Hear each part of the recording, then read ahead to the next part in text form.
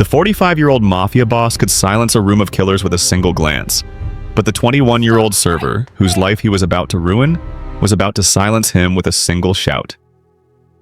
Enny practiced the walk, heels sinking into the plush crimson carpet, tray held high, a smile fixed so hard it made her jaw ache.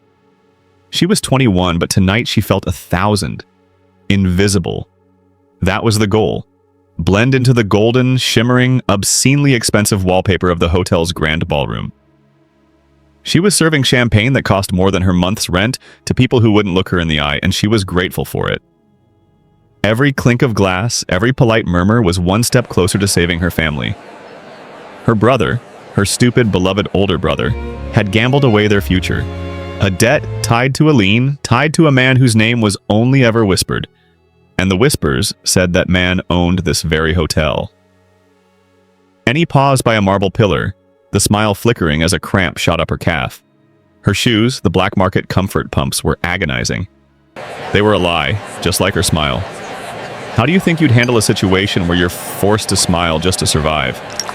Let us know your thoughts below. She just had to make it through tonight. One more shift. One more smile. High above the ballroom, in a glass-walled office that hung over the party like a predator's eye, Dong-Yul watched. At 45, he wasn't a guest at his own party. He was its zookeeper. He saw the Minister of Finance lying to the press. He saw a rival, drunk and sloppy, pawing at a server. He saw it all, and he felt nothing. It was just noise loud. Control was the only thing that was real. His world was sterile, quiet, and precisely ordered. His suit was worth more than a car, his watch more than a house. He had bought, sold, and broken everything and everyone in that ballroom.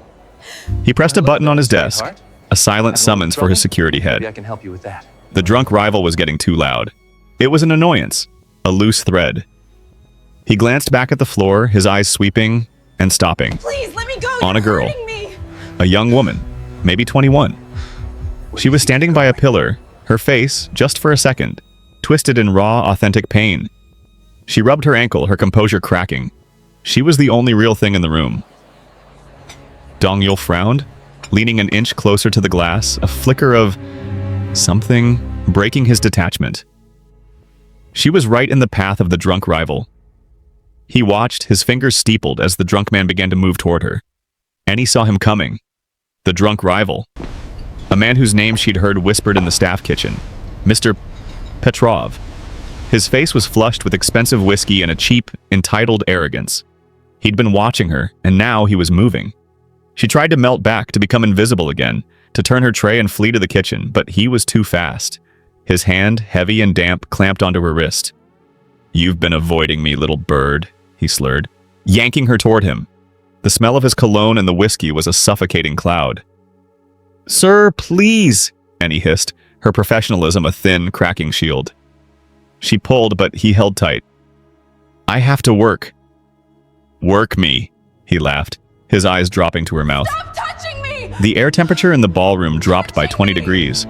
A shadow fell over them. Dong-Yul. He hadn't made a sound.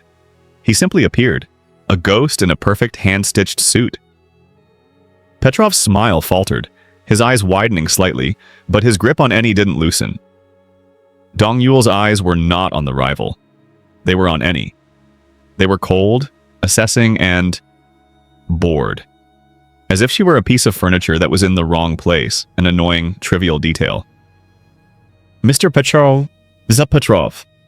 Dong-Yul's voice was a low, smooth monotone that cut through the music. "You are making a scene." Petrov, emboldened by the alcohol, sneered. What are your orders? "Just having fun, Dong-Yul. You should try it sometime." Dong-Yul ignored him. He looked at Enny, still trapped in the rival's grip, and he was annoyed.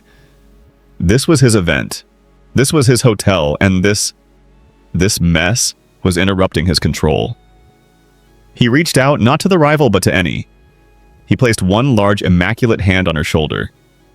It wasn't a rescue, it was a dismissal. It was a cold, heavy pressure designed to move her, to push her out of the way like a stray chair. And in that moment, Enny snapped. Trapped between the drunk's sweaty, leering grip and the boss's icy, possessive one, she wasn't an employee. She wasn't a debtor. She was just done. Her head whipped around. She stared up into the face of the most powerful man in the city, the man who held her family's life in his hands. "Stop touching me!" Her voice wasn't a plea, it was a command. It ripped through the orchestra's polite melody. The music died on a screeching violin string. The laughter, the clinking glasses, the murmurs, all of it stopped. Every single person, the politicians, the rivals, the killers, froze. Enny's chest was heaving, her eyes wide with terror and adrenaline. She hadn't finished. She looked at his heavy hand on her, then at his impassive, shocked face. "I am 21, she shouted, her voice trembling but crystal clear in the dead silence. "You are 45. Get your hand off me." The silence that followed was absolute. It was the silence of a bomb being disarmed, or the silence of one that had just been armed. Dong-Yul didn't move. His hand remained on her shoulder. But his eyes were no longer bored. They were laser-focused, sharp, and blazing with an emotion Enny couldn't name. He was, for the first time in 2 decades, surprised. And for the first time in his life, he had no idea what he was going to do next. The silence in the ballroom stretched for an agonizing 10 seconds. Nothing. It was so quiet, Enny could hear the hum of the ice sculptures. He put his hands on her. Petrov, the drunk rival, wisely let go of her wrist, a smug, shocked grin spreading across his face. He'd just witnessed the impossible. The untouchable Dong-Yul being put in his place by a 21-year-old nobody. Dong-Yul's hand finally, slowly, lifted from her shoulder. His face was a mask of perfect, cold neutrality. But his eyes were not neutral. They were locked on hers, and they were burning. It wasn't just anger. It was something deeper. Something she couldn't understand, like a scientist who had just found a new, impossible species. The spell broke. The hotel manager, a man Enny had only ever seen glide, ran to her side. His face was a sickly, pale gray. "You're fired!" he shrieked, his voice cracking. He grabbed her arm, far more painfully than Dong-Yul had, and began to drag her. Get out, now!" Enny didn't resist. She couldn't feel her legs. The adrenaline was gone, replaced by a tidal wave of cold, stomach-dropping dread. She had just screamed at the man who held her family's home, her brother's life, in the palm of his hand. She was dragged past the shocked faces of her coworkers, through the swinging kitchen doors, past the clatter of dropped pans, and shoved violently out into the cold, rain-slicked back alley. Her cheap purse was thrown after her, landing in a puddle with a wet thwack. She scrambled to her feet and ran. She ran without her coat, the thin polyester of her uniform soaked in seconds. She didn't look back. Every shadow in the alley looked like a man. Every approaching headlight was the black car coming to take her. She was resisting the reality of what she had done, her mind just screaming, "Run, run, run." Back in his glass-walled office, Dong-Yul watched her. He had walked away from the party as if nothing had happened, the music slowly, nervously, starting back up. He stood at the window, watching the tiny, soaked figure of Enny sprint down the street and disappear into the night. His head of security, a man named Min, stepped into the room. "Sir?" Min's voice was tense. "The girl. Your orders?" This is the moment Enny's life could end or truly begin. What do you think is going through Dong-Yul's mind right now? Is it anger or something else entirely? Let us know in the comments, and don't forget to like this video and subscribe so you don't miss what happens next. Dong-Yul didn't turn from the window. He was 45. He had been shot at, betrayed, and hunted. But in all his life, no one had ever simply told him no. Not like that, not with such raw, terrified, stupid courage. He felt the ghost of her words. "I am 21, you are 45. A statement of fact that had felt like an accusation. He resisted the urge to send his men after her. He resisted the urge to punish, to control, to own the situation. Instead, a strange, unfamiliar feeling surfaced. Amusement. A slow, cold, and utterly dangerous smile touched his lips. "Do nothing," Dong-Yul said, his voice quiet. "Let her go. I want to see what she does when she thinks she's free." He turned to Min. "Have Mr. Petrov detained. He touched my property." Min's eyes widened. "Sir, the girl or—" "The server," Dong-Yul clarified, his gaze turning to ice. "He put his hands on her before I did. Enny ran for 12 blocks. She didn't have cab fare, and the bus wouldn't come for an hour. The rain had turned from a downpour to a freezing, stinging mist. Her lungs burned. Her shoes, now truly destroyed, had raised blisters on her heels. She finally reached her apartment building, a rundown brick structure in a part of the city Dong-Yul probably didn't even know existed. Her hands were shaking so badly she could barely get her keys out of her purse. She was terrified he had men here, terrified her brother would be home, terrified of what would happen tomorrow. She jammed the key into the lock, but before she could turn it, a hand clamped over her mouth from behind. "You embarrassed Mr. Petrov, you little bitch," a voice growled in her ear, the accent thick and Eastern European. A second man, reeking of stale cigarettes, grabbed her arms. She was being dragged back toward the street, toward a dark, unmarked van. She kicked and fought, but the hand over her mouth was crushing, cutting off her air. "This is it," her mind screamed. "This is how it ends, because I spoke up." Suddenly, a black, impossibly sleek sedan slid to the curb, its headlights pinning them in a harsh white glare. The doors opened. 3 men in identical black suits stepped out. They moved with a terrifying, silent efficiency. Enny didn't even see a punch. One of Petrov's men just crumpled. The other was disarmed and subdued in seconds, a chokehold rendering him unconscious. It was over in less time than it took Enny to take a breath. She was left standing, hyperventilating in front of the man in charge. It was Min, Dong-Yul's head of security. He looked at her, his face as impassive as his boss's. He didn't say, "Are you okay?" He didn't say, "We're here to help." He simply opened the back door of the sedan. It was not a request. "No," Enny panted, backing away. "No, please, I just want to go home." "This is for your protection," Min said. His voice was flat. "Mr. Petrov's men are persistent. You are not safe." "Safe? With you?" she spat, her fear finding a new target. Min's eyes hardened. "Get in the car, Ms. Enny, or we will put you in it." She got in. The leather was so soft it felt like it was swallowing her. The car was silent, gliding through the city streets like a shark. She didn't know where they were going, but she knew it wasn't home. They drove into a subterranean parking garage, and Min led her to a private steel elevator. The doors opened, and her stomach dropped. They weren't in a lobby. They were in a living room. A penthouse walled in glass overlooking the entire city. And standing by the window, a glass of amber liquid in his hand, was Dong-Yul. He turned, his eyes unreadable as they swept over her, taking in her soaked uniform, her terrified expression. "You run fast," he said, his voice a low rumble, "but not fast enough." She was a prisoner. "I am not your prisoner," Enny said, her voice shaking. She stood dripping wet on his priceless silk rug, refusing to move, refusing to sit. "No," Dong-Yul agreed, taking a slow sip of his drink. He gestured to the opulent, sterile room. "You are my guest. A very loud guest." Min had disappeared, leaving them alone. The silence was as vast as the city lights spread out below them. "I want to go home," she demanded. "I told you," he said, his patience a thin, cold wire. "You are not safe at home. Petrov is an animal. I am something else."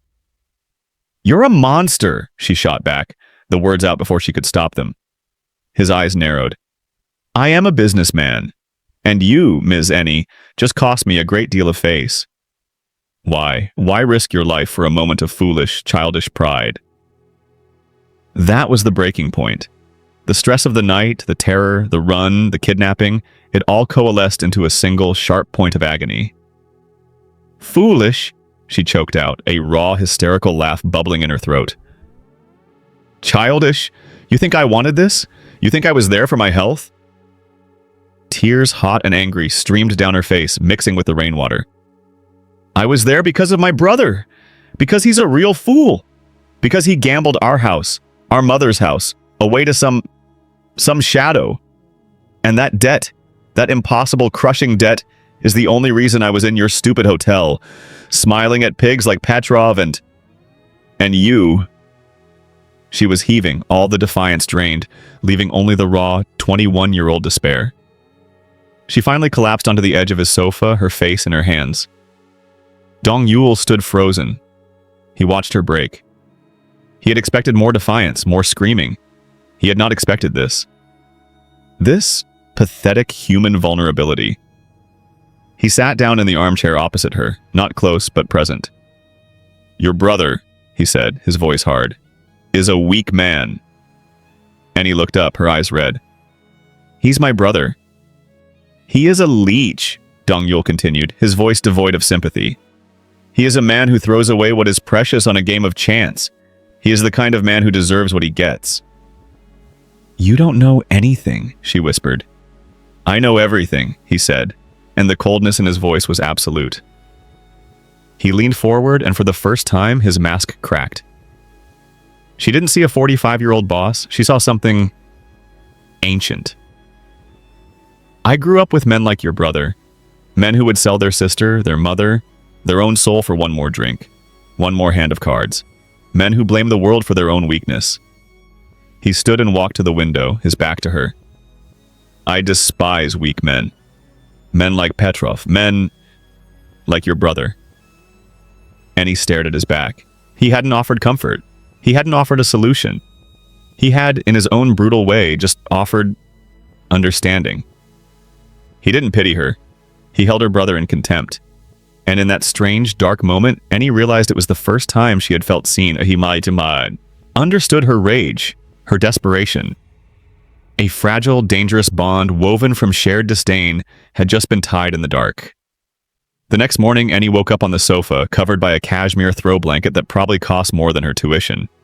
She found Dong-Yul in his kitchen, drinking a bitter-smelling espresso.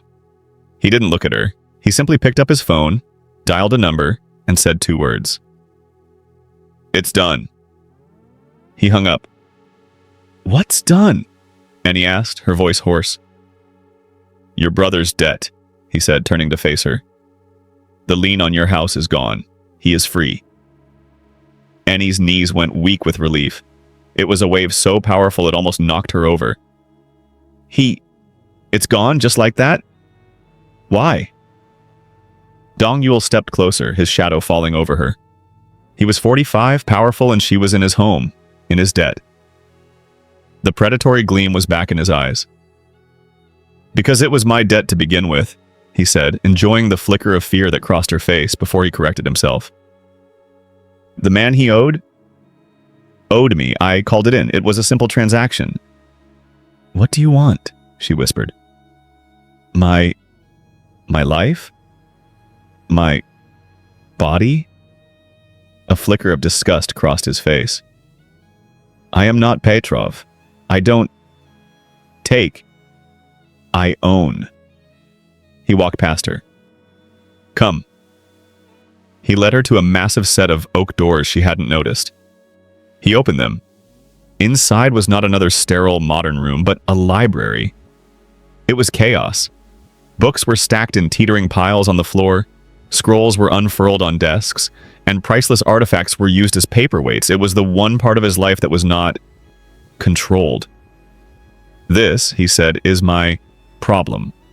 My last curator retired. Suddenly." Enny, a hospitality management student with a minor in archival studies, stared.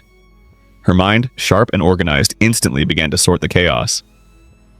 "You want me to clean?" "I want you to make it make sense," he said.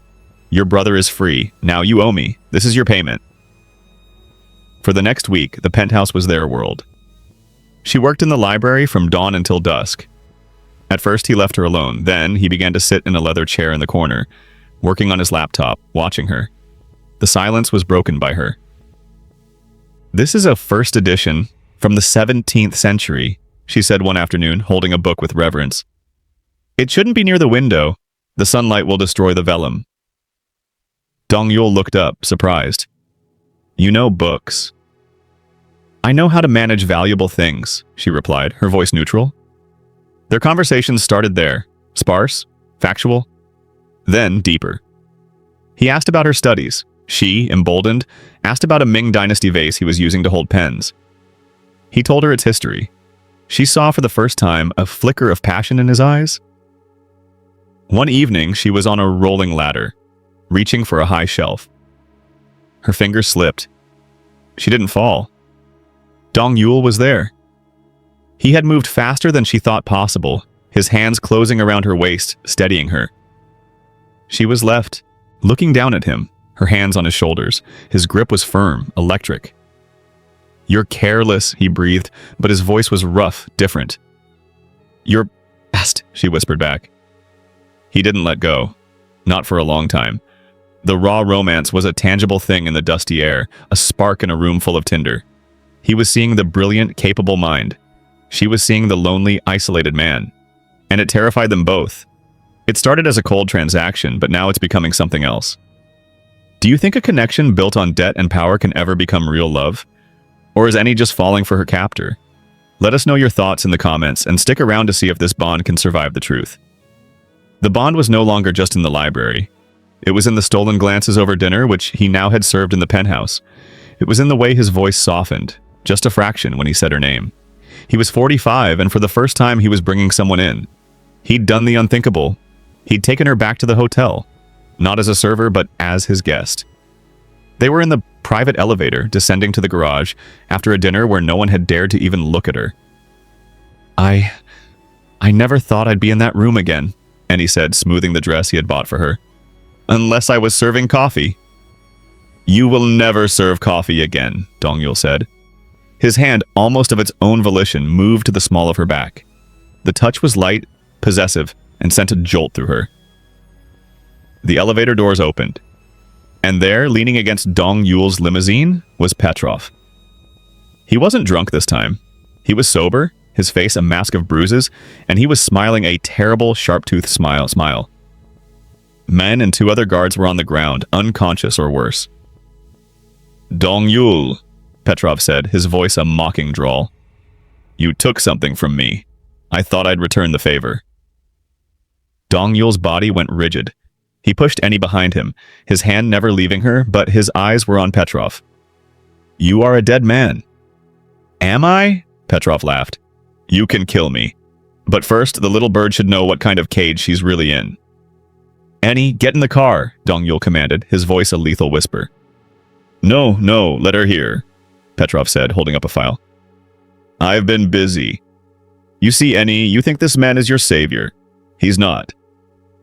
"Don't listen to him," Dong-Yul said. "He's right. I was a pig that night," Petrov continued. "But I was a pawn. Your brother's debt?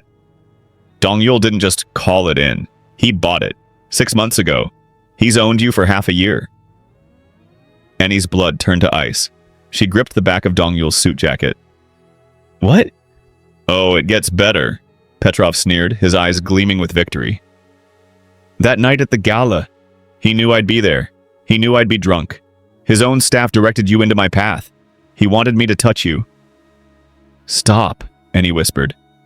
"He wanted you to break," Petrov shouted. "He wanted you to scream at him. He set the entire stage, Enny. The rescue, my persistent men outside your apartment, they were on his payroll. He sent them to grab you just so his other men could save you. It was all a test, a game, a cold, calculated plan to see if you were interesting enough to own, and you fell for it." The garage was silent. Enny's hand was still on his jacket. She stepped out from behind him, her face pale, her eyes wide with a dawning, sickening horror. She looked at Dong-Yul. His face was pure, murderous rage, but it was all directed at Petrov. "Is he lying?" she breathed. Dong-Yul turned to her. He saw her, truly saw her, shattered and raw. He was a man who controlled everything. He could not lie to her. He said nothing, and his silence was the answer that destroyed her. "Oh, God," Enny whispered. The library, the dinners, the hand on her back. It was all a lie, a setup. The 45-year-old monster hadn't been redeemed by the 21-year-old. He had simply hunted her. She took a step back, pulling her hand away from him as if he were on fire. "You," she choked out, "are not a man. You are a thing." She turned, not running, but walking. She walked right past Petrov, right past the unconscious guards, and up the garage ramp into the dark, cold street. And this time, Dong-Yul knew, if he let her go, it was final. He watched her leave, the possession he had worked so hard to get, feeling like ash in his mouth. The moment Enny's silhouette vanished up the parking garage ramp, the ice in Dong-Yul's veins returned. It was a cold, sharp, surgical rage. Petrov, still smiling, hadn't realized his mistake. "So, you see? You're just..." Dong-Yul's hand shot out, not in a punch, but to grip Petrov's throat, slamming his head back against the concrete pillar. "You spoke to her." Dong-Yul's voice was a low vibration, all the cold, bored detachment gone, replaced by something terrifyingly personal. "You used her. You put your filth on my world." He didn't kill him. That was a boss's move. This was a man's. He released him, and Petrov crumpled, gasping. Dong-Yul took out his phone. He didn't call Min. He didn't call his men. He made one call to the head of a rival family, Petrov's, and in a few clipped sentences traded every piece of leverage he had on them in exchange for everything Petrov owned. His business, his home, his name. He was, in 45 seconds, erased. But as Dong-Yul walked away, the victory was tasteless. He went back to the penthouse, the library. Her library, was silent. It was organized. It was perfect, and it was unbearably empty. He picked up the 17th century book she had so carefully preserved. He had spent his life owning things. He was 45. He had all the power in the world, and he had used it to break the only real thing that had ever entered his life. He had won the game, and in doing so, lost. He had to choose. Be the monster, or be the man she thought she saw in the library? He sat at his desk and began to burn his own empire down. Enny made it back to her apartment. The door was unlocked. Her brother was on the couch playing a video game, a bag of chips open on his chest. "Hey, Enny," he said, not looking away from the screen. "Where have you been? Some guy in a suit came by, said I was all clear." "How'd you pull that off?" She looked at him, his stupid, oblivious, wonderful, weak face, the man who had started all of this, and she felt nothing. No anger, no love, just tired. She was free. The debt was gone. Dong-Yul's game was over. She was a 21-year-old with no job, no money, and a life she didn't recognize. She went to her room, packed a single duffel bag, and walked out. She was at the bus station, the digital sign flashing departures, when her phone buzzed. A cheap burner phone Min had given her for emergencies. She had forgotten to throw it away. It was a text from an unknown number, not a message, not a plea. It was a single encrypted file. Her fingers trembled as she opened it. It was a PDF, a bank transfer confirmation, an astronomical sum of money, enough to live for a decade, deposited into her name. It was followed by another document, the deed to her family home now solely in her name. And a third file, a one-way first-class plane ticket to any city in the world, valid for 1 year. This wasn't possession. This wasn't a game. This was reparations. This was freedom. This was Dong-Yul, the 45-year-old monster, letting her go. She looked at the bus ticket to a nowhere town, then at the plane ticket to everywhere. He was giving her a choice to run or to decide her own fate. He was finally, truly giving her the power. She lowered the phone, her heart pounding. What would she choose? 6 months passed. The penthouse was quieter. Dong-Yul had sold the hotel, the source of the debt, the stage for his cold game. He had systematically, quietly dismantled the parts of his empire that were built on the kind of weakness he'd once despised, the kind that had ensnared Enny's brother. He had destroyed the cage, but the bird had flown. He was in his library, the room she had organized. It was his 46th birthday. He was alone, nursing a glass of water, watching the snow fall over the city. He had never checked the ticket. He never activated the tracker he could have easily placed on her. He had, for the first time in his life, respected someone else's choice. He had let her go. He heard the soft ding of his private elevator. He never had guests. Min, now running the legitimate side of his operations, always used the main entrance. Dong-Yul stood, his heart, an organ he had long considered purely functional, seizing in his chest. The doors slid open. It was Enny. She was 22 now. The 6 months had changed her. She was no longer a girl in a borrowed dress or a cheap uniform. She wore her own clothes, A simple, elegant wool coat, her hair different, her eyes clear. She looked strong. She looked free. She had not come back a captive. She had come back as an equal. "You didn't use the ticket," he said. His voice was rough. "No," she said, stepping into the room. "And I didn't use the money." She held up a small, worn key. "I got a job. I finished my semester. I moved my mother into a new apartment, the one I pay for. The house, I gave it to my brother. Told him if he ever lost it again, he'd lose me too." She had sorted out her own life, on her own terms. "Why are you here?" he asked, his voice a whisper. Enny walked toward him, stopping a few feet away. She looked at this 46-year-old man, the monster who had become a man, the man who had let her go when his entire nature was to hold on. "You set me free, Dong-Yul," she said.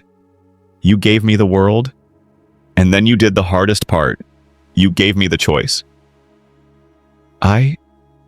I'm 46, Enny," he said, the words heavy. He was echoing her shout from that night. He was reminding her of the gap, the darkness, the man he had been. He was giving her one last chance to run. "I know," she said softly. "And I'm 22. He stood frozen, his hands at his sides, a king who had abdicated his throne, terrified. He didn't dare reach for her. He had no right. Enny closed the final distance between them. He was so tall, he was so still. She could see the gray at his temples, the lines of regret around his eyes. She raised her hand. It was trembling, but not with fear, with intent. He flinched, almost imperceptibly, as if expecting a blow. Her small, warm hand didn't strike him. It landed gently on his chest, right over his heart, feeling the frantic, hammering beat beneath his expensive shirt. She looked up, her eyes locking with his, her gaze holding all the pain, all the forgiveness, and all the love that had grown in the dark. "Start touching me," she whispered. His hand, large and scarred, came up to cover hers, pressing it tight against him. He closed his eyes, a single, shuddering breath escaping him. It was a sound of surrender, of relief, of a man finding his way home. He pulled her against him, burying his face in her hair, and for the first time, Dong-Yul, the boss, the monster, the king, was just a man, holding the one thing in the world he had not taken, but had been given. It was not possession. It was love. At last. And that's the end of their story. They had to go through the fire, but they found their new beginning. What do you think? Was this the ending you expected? If this story touched your heart, please hit that like button and don't forget to subscribe for more emotional journeys just like this one.